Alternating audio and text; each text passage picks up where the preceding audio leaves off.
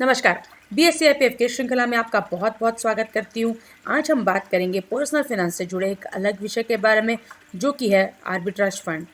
हमने जब mutual fund की पूरी सीरीज चलाई थी तो उसमें आर्बिट्राज फंड क्या होते हैं इस पर बात ज़रूर की थी। लेकिन आज ऐसा क्या हुआ या फिर ऐसी कौन सी घड़ी आन पड़ी कि जिसकी वजह से आज फिर एक बार हम आर्बिट्राज फंड के बारे में बात कर रहे हैं।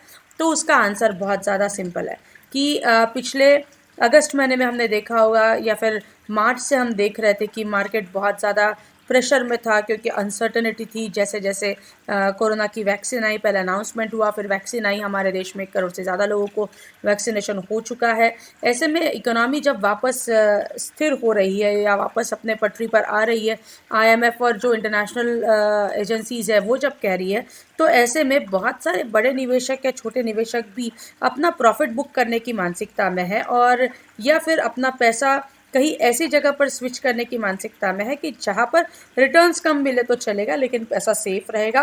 क्योंकि मार्केट अच्छा खासा ऊपर है। पिछले 4 और 5 सेशन से यदि हम देखेंगे तो सेंसेक्स 52,000 से वापस थोड़ा सा 50,000 के नीचे आया ज़रूर है। लेकिन ओवरऑल अर्थव्यवस्था की बात करें तो दीर्घावधि के लिए निस्संदेह आज भी निवेशकों के लिए निवेश करने के अच्छे आयाम उपलब्ध हैं। लेकिन ऐसे परिस्थिति में एक आर्बिट्राज फंड की यदि हम बात करेंगे तो एक आर्बिट्राज फंड वो है कि जिसके बारे में पिछले 1 महीने में बहुत ज़्यादा चर्चा हुई है कि मार्केट बहुत ज़्यादा रिकॉर्ड हाई पर था। सो इन्वेस्टर्स थोड़े से अपने पैसों को किसी सेफ़र जगह पर शिफ्ट करने की मानसिकता में थे, और जहाँ पर टैक्स भी कम लगे ये भी एक मानसिकता थी। तो वो एक विचार करके आर्बिट्राज फंड का एक विषय आता है। फिर आर्बिट्राज फंड ये इक्विटी कैटेगरी में, देखिए हमको पता है, हम इक्विटी कैटेगरी और डेट कैटेगरी से 2 कैटेगरीज आती है।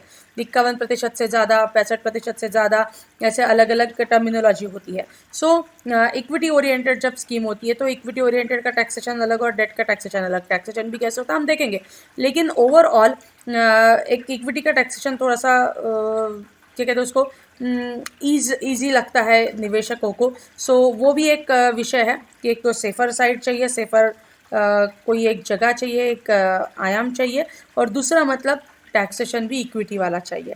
दूसरा एक कि इक्विटी फंड्स में ये आर्बिट्राज फंड वो होते हैं कि जो इक्विटी फंड्स में सेफेस्ट माने जाते हैं।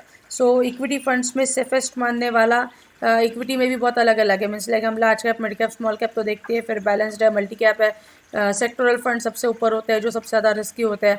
लेकिन आर्बिट्राज फंड इक्विटी कैटेगरी के ऐसे एक विषय है कि जिसको सेफेस्ट माना जाता है। 2021 के जनवरी महीने में, हम फरवरी महीने में, 2021 के जनवरी महीने में लगभग 5,000 करोड़ ये आर्बिट्राज फंड में आते हुए ऐसे देखा है, ऐसे आंकड़े बतला रहा है।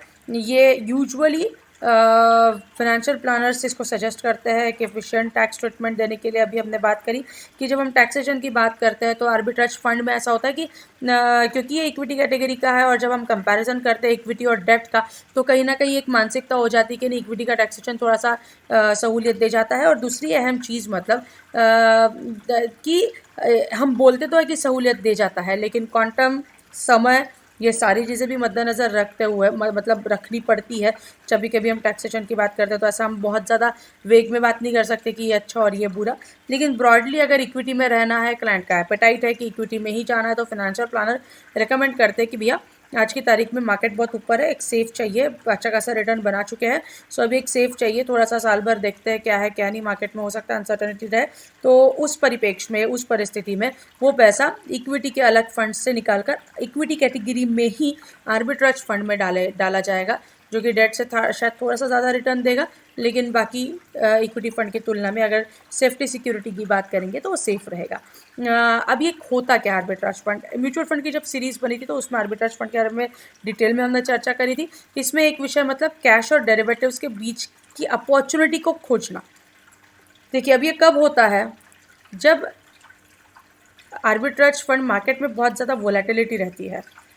देखिए अब मार्केट अब अच्छा खासा ऊपर चला गया, मार्केट में यदि फाइनेंशियल प्लानर्स एक्सपेक्ट कर रहे हैं कि आगे से बहुत ज़्यादा वोलेटिलिटी रहेगी, तो वोलेटिलिटी अगर रहेगी तो अपॉर्चुनिटी बनेगी, कैश और फ्यूचर्स में डिफरेंस ज़्यादा रहेगा, और उस डिफरेंस को एनकैश करना मतलब arbitrage fund.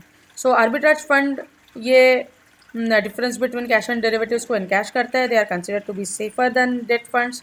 Date fund carry का एक क्रेडिट रिस्क कैरी करता है debt fund. Arbitrage funds are treated as a equity funds for taxation, हमने बात करी। Tax benefit if investors holding less than 1 year 15% gain पर देना है, और 1 साल के ऊपर 10% है। अभी long term capital gain tax आ गया है गेन्स पर, और वो भी 1 लाख से ऊपर होगा तो। और अगर डेट में निवेश करते हैं तो अगर 3 साल के भीतर करते हैं तो वो 30% का देना पड़ता है। सो आर्बिट्रेज फंड हमने जब टैक्सेशन की बात करी थी, यहाँ पर एक अपॉर्चुनिटी दे जाता है टैक्सेशन के तौर पर भी, कि 1 साल थोड़े दिन के लिए पार्क करना, थोड़ा सा स्टेबिलिटी आ जाती है, लगता है कि अभी वापस इक्विटी के अलग फंड्स में शिफ्ट करना है, तो वो थोड़ा समय रहेगा 1 साल के भीतर। तो ये 15% और ये 30%, ये डिफरेंस देखिए। सो करके इसको प्रेफर किया जाता है। रिटर्न्स बहुत ज़्यादा अट्रैक्टिव है क्या? नहीं। एक कि लास्ट 1 ईयर के 3%, लास्ट 5 साल के 6%। वोलेटिलिटी प्लेज वाइटल रोल, ज़्यादा वोलेटिलिटी रहेगी तो ज़्यादा अपॉर्चुनिटी रहेगी। Higher level means higher volatility. So overall arbitrage fund ये रिटर्न्स कम देते हैं, इक्विटी में सबसे सेफेस्ट माने जाते हैं। टैक्सेशन की यदि बात करें, क्योंकि हम ये कुछ समय के लिए पार्क करते हैं तो वहाँ पर भी एक अट्रैक्शन लगता है निवेशकों को। सो पिछले जनवरी महीने में पैसा आर्बिट्राज फंड में आया। ये बिल्कुल सजेशन नहीं है कि हम भी आर्बिट्राज फंड में जाएंगे, लेकिन अपने फिनेंशियल प्लानर से ज़रूर बात कर लेंगे। आपको हमारे सत्र पसंद आ रहे, बहुत बहुत धन्यवाद। कमेंट सेक्शन में अपना नाम और ईमेल एड्रेस लिखना मत भूलिएगा। धन्यवाद।